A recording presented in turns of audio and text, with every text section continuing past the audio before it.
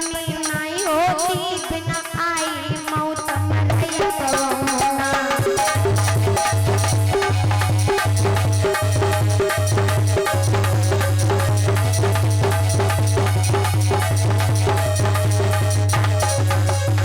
इसीलिए मेरे भाई पराई स्त्री तो एक माँ के समान होती है, उसको माँ के समान मानना चाहिए, माँ के समान देखना चाहिए। इसीलिए मेरे भाई तभी जीवन सुकून से कटेगा।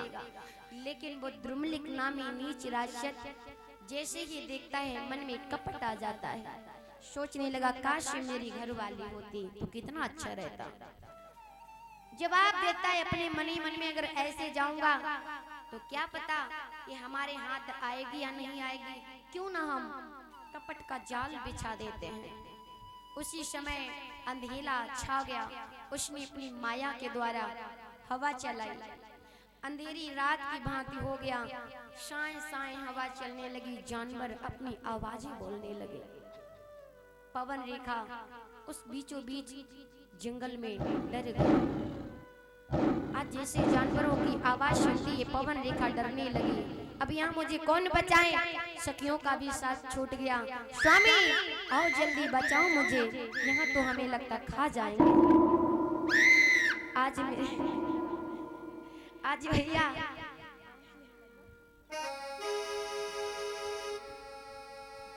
पवन रेखा रोने लगी है। अरे जंगल माँ नहीं कोई अपना, हमें खा जाए सबसे। अरे अब तो सुधी लई जाओ रे स्वामी, अब जंगल की ओर।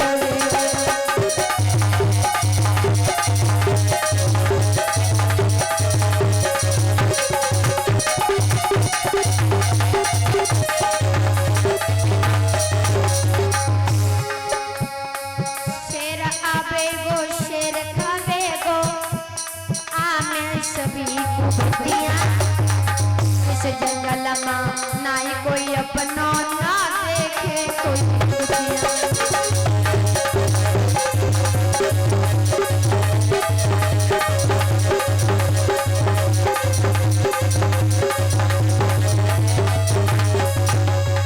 जवाब देते शेर आएगा, शेर खा जाएगा, इस जंगल में कोई अपना नहीं दिखता है। स्वामी मुझे बचाओ, जल्दी आओ। उसी समय राक्षस सोचने लगा अब क्यों ना हमें चलना चाहिए। भेष बदल लिया, उस कपटी उस नीच ने उग्रसेन का रूप धारण किया। उग्रसेन का रूप धारण करके आज वहीं पर पहुंचा है जहां पर रानी रो रही थी।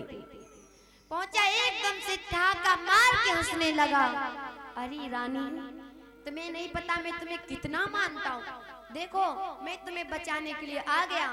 लेकिन रानी नहीं जान पाई कि ये मेरा पति है या कोई कपटी जाल बिछाने वाला है। उसी समय धोखा हो गया भैया, रानी ने नहीं जाना। आज मेरे भाई जब रोते की आवाज सुनी तो देखा है कि तुम रो रही हो। कहा स्वामी तुम्हें तो पता था ना कि यहाँ मेरा कोई न था, बीचों बीच जंगल में कितना अजीब सा लग रहा है। रात हो गई है। द्रुमलिक नामी नीच राक्षस हंसता है और कहने लगा तुम चिंता ना करो, मैं हूं ना। उसी समय मेरे भाई कपट का जाल बिछा करके बोला रानी मत रो। कि बोला प्रिय रुदन मत कर, हाजिर है तेरा रखवाला। जवाब दिया तुम रो नहीं, मैं तुम्हारा रखवाला बनकर के आया हूँ, मैं तुम्हारा स्वामी पहचान नहीं पाए। कि वहाँ बोला प्रिय रुदन मत करे और हाजिर है तेरा रखवाला। अरे मेरे आगे रे तुझे देखूं है कौन भला वाला।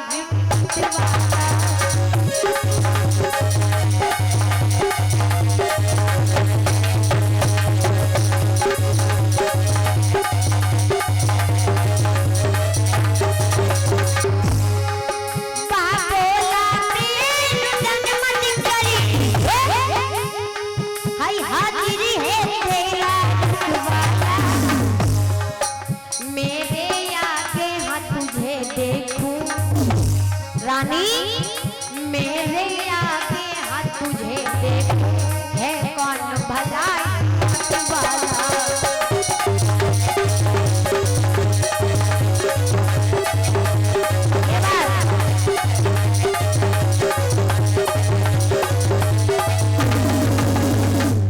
जवाब दिया मेरे आगे तुझे देखता हूँ, भला किसकी हिम्मत है जो तुम्हारे हाथ कोई लगा दे, हाथ लगा दे हाथ कटवा लूं, आँख चला दे आँख निकलवा लूं, जुबान चला दे जुबान कटवा लूं। क्या बात करती हो? देखो ना, आज पवन रेखा जान नहीं पाई। पवन रेखा ने सोचा वास्तव में मेरे पति आ गए। कुछ समय बाद वही दुष्ट कपटी जालिया बोला चलो रानी हमारे साथ चलो, अब घर को चलता हूँ। साथ में हो लेती ही रानी नहीं जान पाई। आज मेरे भैया काफी दूर तक ले जाता है, उस जाल में फंसाई वो कपटी नीच जैसे ही ले गया रानी के साथ। माताओं बहनों भाई बंधुओं, संभोग करने के पश्चात उसे छोड़ देता है। जैसे संभोग करने के बाद छोड़ दिया, पुनः वही विकराल रूप धारण करके खड़ा हो गया। पवन रेखा ने देखा कि अरे पापी कपटी नीच, तुझे शर्म नहीं आई? तूने कपट का जाल बिछाया और मेरे साथ में ये किया। आज मेरे पास में ना तो सतीत्व रह गया ना तो शक्ति रह गई, तूने तो मुझे ऐसे ही लूट लिया। रे पापी, अगर मेरे पास थोड़ी सी भी शक्ति होती तो तुझे मैं अभी दिखाती कि चाहत क्या होती है। कि मजबूरी हूँ मैं, लाचारी हूँ मैं। आज पवन रेखा बोली कि मजबूरी हूँ मैं, लाचारी हूँ मैं। अरे परिणाम चाहती दिखला देती।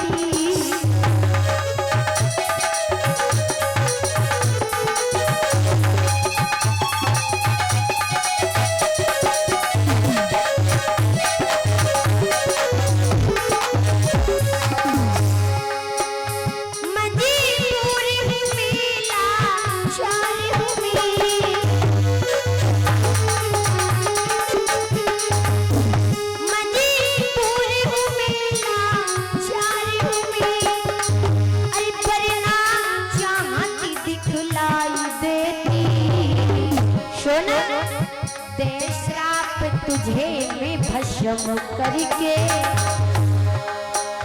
दे श्राप तुझे, अरे भस्म करके तुझको धूल में मिला देती।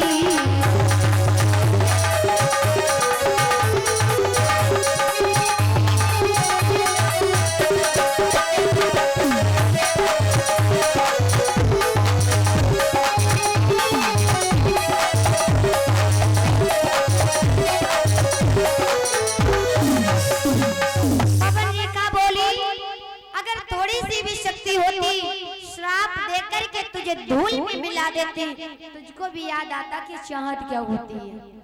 आज हंसने लगा धर्मले की नीच राक्षस बोला अब तो होना सत्य हो गया, अब तेरे रोने से चिल्लाने से ये जाल बिछाने से कुछ नहीं होगा। मुझे बड़ा अफसोस हुआ करता था कि तेरी खाली गोदी थी। सुन, मैंने तेरी खाली गोदी भर दी जहाँ आनंद के साथ में जी ले जा करके। रानी बोली सुन, तूने मेरे साथ ऐसा किया तो कभी सुख रह पाएगा।